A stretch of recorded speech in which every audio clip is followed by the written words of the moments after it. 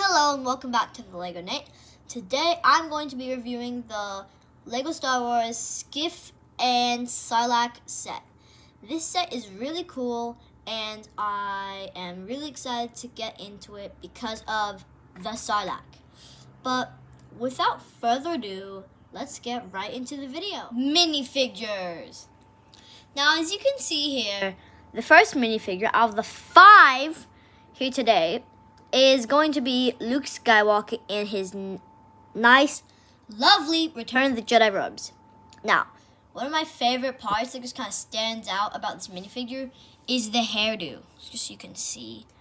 Look at this piece. It's like, it's just made for him. I think it looks a bit weird, but it's kind of cool to just have a new hairpiece on Luke. Anyway, I like the mix between the dark gray and the black, especially with the black arms. And yeah, of course, a bit of back printing with Luke like we always see. Slightly happy face, slightly annoyed face, which is kind of sad that they never put any expression on Luke ever. But yeah, I like the green lightsaber, the new robes, the new hairpiece. But that's all for this minifigure.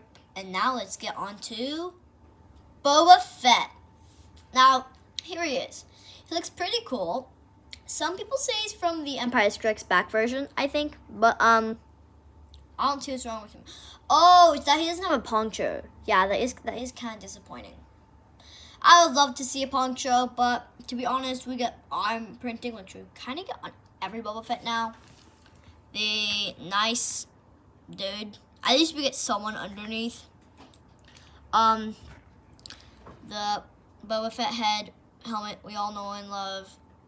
The little visor. His jetpack. I'm not gonna take off the jetpack and show the back printing because you probably all know what it looks like. But just if you don't, I'm still gonna take it off. It's that weird torso thing. I don't know. Well, whatever it is, that's that. Now, I just gotta make sure that I can get his head back on.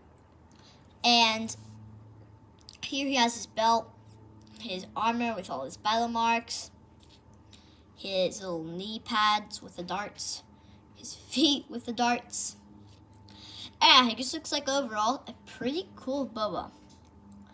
But that's enough for Boba. Now let's see Lando Calrissian, or I said Rissian, Lando Calrissian in his Skiff uniform, disguise, whatever it is. Yeah, he's what you'd think he would look like. You have his tiny little helmet that has like the nice, I don't know, it's just a cool helmet mold with all the little teeth thingy sticking up out of the helmet. I don't really know what I'm saying. But anyway, onto his face, he has one excited face and one determined face. And then there's just some straps at the back that hook up around to this nice chest armor that goes over this kind of beige tan color. And then proceeds to go down to his legs, which are brown, peeking out some I don't even know, but they're light tan. Whatever they are, along with the staff, he's just a pretty cool minifigure. But once again, that's all for this minifigure, but let's move on to Chewbacca. Now, for Chewbacca, as you can see, he has his little, I don't know, but that silver thing he always has, I think it's like a little belt where he holds grenades or something. He looks pretty cool in his handcuffs. Yeah, it's just basic Chewbacca print. Not really that much to say about him. Looks pretty cool. The best you could really get for a Chewbacca and what a Chewbacca is. That's enough for Chewbacca. Now let's see Han Solo. Now, this is kind of what he looks like in the Empire Strikes Back set, or whatever, with the, I don't know, but the Carbonite set. he has one face that looks kind of happy, like he's actually trusting Luke's plan. And then the other face is him when he wakes up. He's like, what is happening? I cannot see anything. Kind of like how you can't really see his face in the camera because it's blurry sometimes. But anyway, we all know his hairdo. Nice little, like, collar coming down from his white shirt. Handcuffs. Some brown pants. Now, that's all for all of the minifigures, but now let's move on to the build. Here it is. Now, I know all of you will like, get this Skiff out of the way. We want to see the Sarlac first. Or at least that's what I was thinking when I was building this set. It's awesome, it's a sand slope, and it can hold a minifigure. Now, we're going to test it out on myself by dropping me into the Sarlac pit. As you can see, I'm now trapped in the Sarlac pit. If I said Sarlac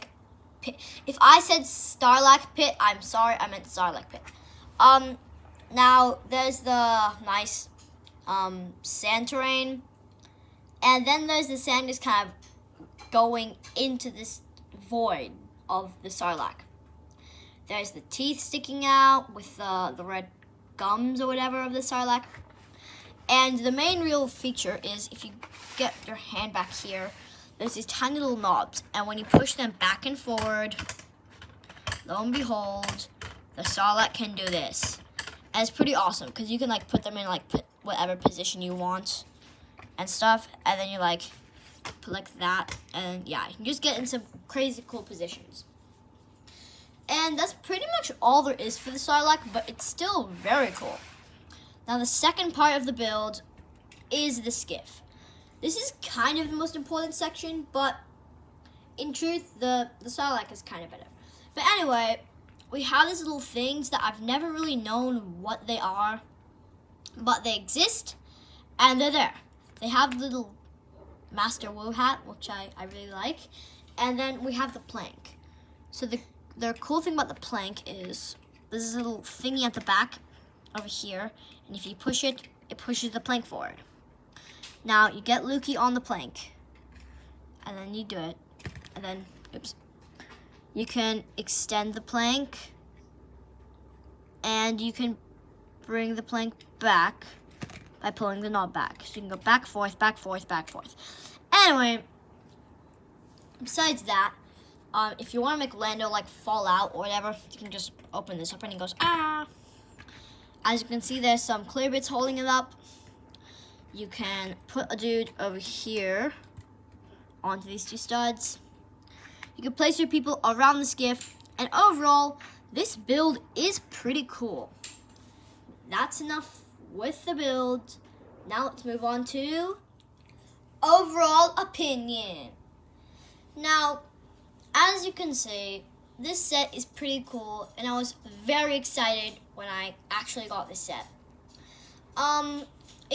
It's cool, and the only downside on this that I didn't mention earlier is I think it costs like $80-$90.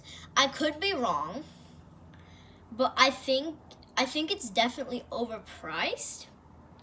Yeah, it's a bit overpriced. And the Skiff is definitely a lot smaller than the 2012 version and 2016 version that we had before. So, with all those, I think, facts combined, I will give this set another solid 8. Now, my past reviews have been 8.5 and 7. That's because they practically have been. I hope we can get another 10 soon. But anyway, that's all for the LEGO Knit today. LEGO Knit out.